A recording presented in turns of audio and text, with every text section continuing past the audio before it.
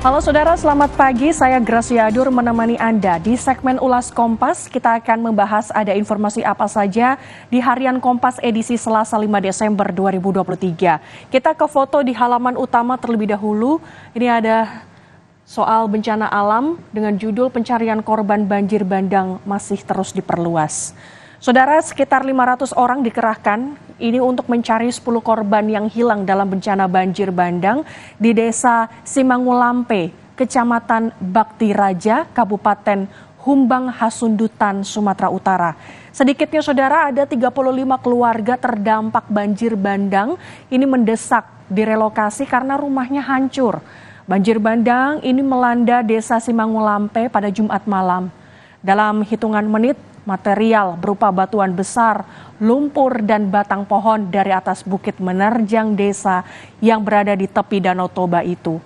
2 warga ditemukan meninggal, yakni Lian Lubis yang ditemukan pada Sabtu dan Tiamin Sinambela berusia 78 tahun yang ditemukan pada hari Senin. Sebanyak 10 lainnya ini masih dalam pencarian, saudara. Sementara sekitar 200 warga kini tinggal di pengungsian karena rumahnya rusak berat. Lalu saudara, kita beralih ke informasi selanjutnya. Di sisi sebelah kanan ada judul Presiden mengatakan buat apa diungkit kembali. Ini ada soal bantahan Presiden Jokowi soal pertemuan dirinya dengan Ketua KPK 2015-2019 yaitu Agus Raharjo terkait proses hukum terhadap bekas Ketua DPR Setia Novanto di perkara korupsi KTP elektronik. Nah, Presiden Joko Widodo ini mempertanyakan kepentingan dibalik diungkitnya kembali perkara korupsi proyek kartu tanda penduduk elektronik ini, saudara, yang melibatkan bekas Ketua DPR Setia Novanto. Novanto memang sudah diproses secara hukum dalam perkara ini dan saat itu Presiden Jokowi bilang bahwa Pak Setia Novanto ini sudah dihukum dan dihukum berat 15 tahun penjara, saudara. Tapi terkait dengan hal itu, Presiden justru ini meminta agar mengecek ada atau tidaknya pertemuan dengan Agus tersebut.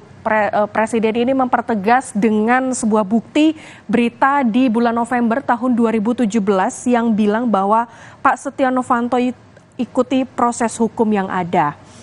Berkaitan soal ini, saudara, dalam kesaksian Agus Raharjo yang bilang Pratikno ada di lokasi, Pratikno pun kemudian ditanya oleh wartawan dan mengaku tidak mengingat adanya pertemuan antara Agus dengan Presiden.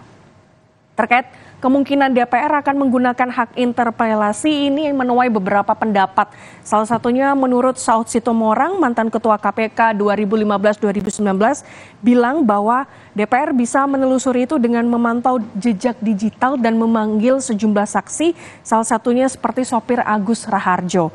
Kemudian ada juga tanggapan dari peneliti Pusat Kajian Anti Korupsi Universitas Gadjah Mada yang mengatakan bahwa penggunaan hak interpelasi ini perlu dilakukan supaya publik bisa menjadi tahu siapa yang benar dan DPR juga bisa mengambil langkah hukum ke depannya, saudara.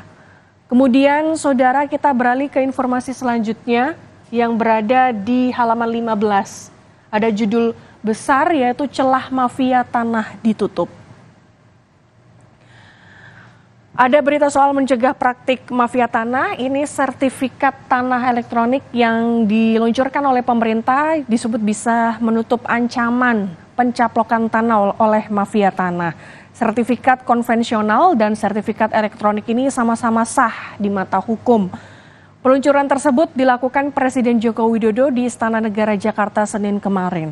Presiden meminta Kementerian ATR BPN dan jajarannya untuk mensosialisasikan layanan sertifikat tanah elektronik kepada masyarakat, tidak hanya di perkotaan tapi juga di pedesaan.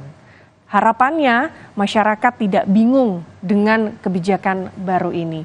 Informasi selengkapnya, saudara, Anda bisa simak di Harian Kompas edisi Selasa 5 Desember 2023.